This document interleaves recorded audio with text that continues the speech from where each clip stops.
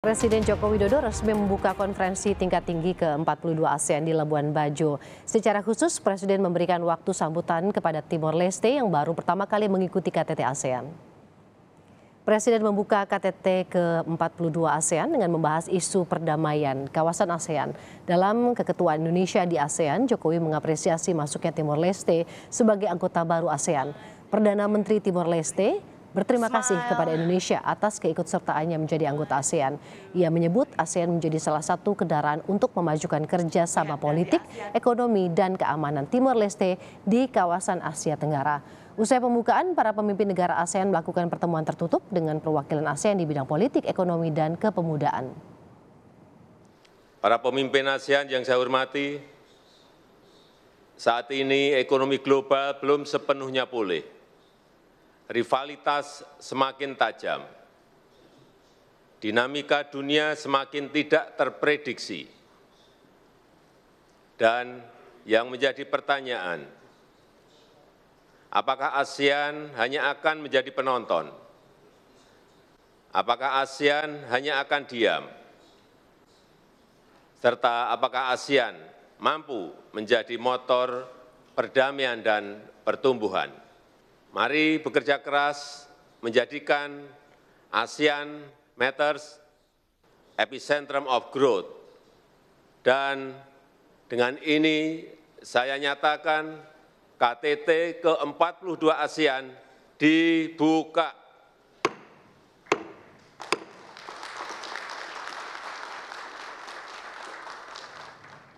Informasi terkini dari pertemuan puncak konferensi tingkat tinggi ke-42 ASEAN 2023 akan kita tanyakan langsung dengan jurnalis Kompas TV, ada Alfania Rizky di Arena Media Center KTT ASEAN di Labuan Bajo. Alfa, selamat siang. Apa saja yang menjadi fokus pembahasan atau agenda konferensi hari ini?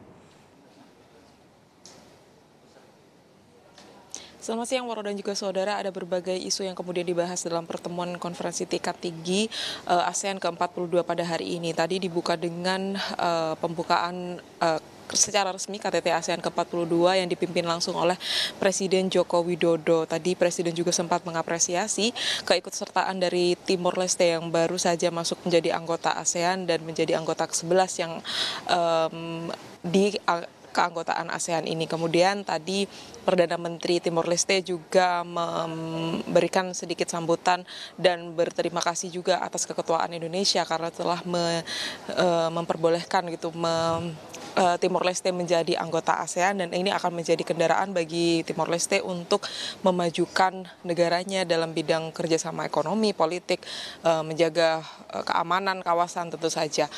Tentu saja yang menjadi bahasan utama dalam pertemuan konferensi tingkat tinggi hari ini adalah isu politik dan keamanan kawasan yang kemarin digadang-gadang oleh Presiden Joko Widodo akan secara khusus dibahas dalam konferensi tingkat tinggi ke-42 ini.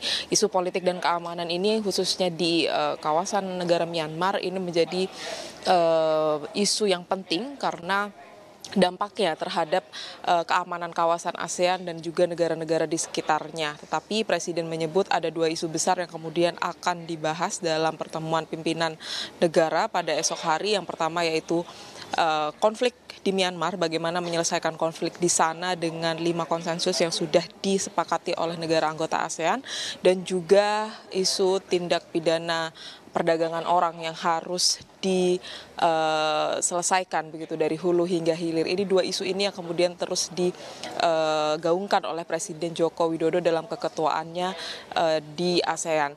Tadi sudah berlangsung pertemuan tingkat tinggi antara pimpinan negara ASEAN dengan delegasi ASEAN di berbagai bidang. Ada bidang ekonomi dan juga bidang politik, yaitu parlemen, dan sudah selesai. Saat ini tengah berlangsung pertemuan antara pimpinan negara ASEAN dengan delegasi ASEAN dari bidang kepemudaan yang juga harapannya akan menghasilkan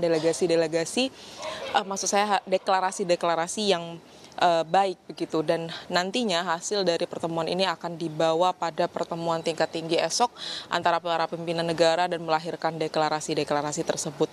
Khusus untuk isu politik dan keamanan kawasan Myanmar dan juga TPPO, ini diharapkan pertemuan antara kepala negara ASEAN ini bisa melahirkan deklarasi untuk menghentikan tindak pidana perdagangan orang yang saat ini marak terjadi di kawasan ASEAN. Tentu saja Indonesia menjadi salah satu yang terdampak dan banyak sekali korban yang sudah menjadi korban tindak pidana perdagangan orang.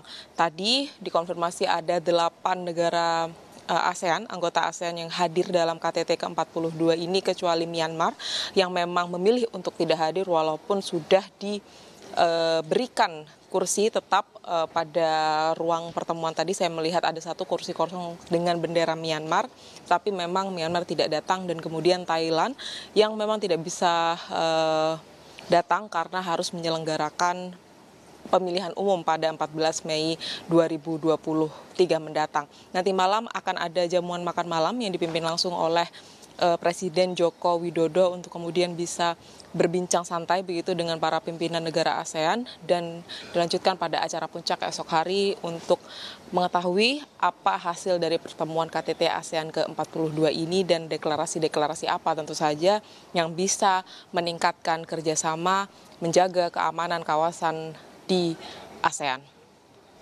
Ada pembahasan-pembahasan yang kemudian menjadi highlights gitu ya dari Presiden Joko Widodo, konflik di Myanmar, kemudian tindak pidana perdagangan orang di kawasan ASEAN. Tapi kita tahu ini Labuan Bajo adalah lokasi yang indah untuk wisata. Apakah juga ada nantinya acara yang kemudian mungkin lebih santai dilakukan untuk melihat langsung keindahan Labuan Bajo di sana dari Indonesia untuk memperlihatkan kepada seluruh delegasi, Alfa?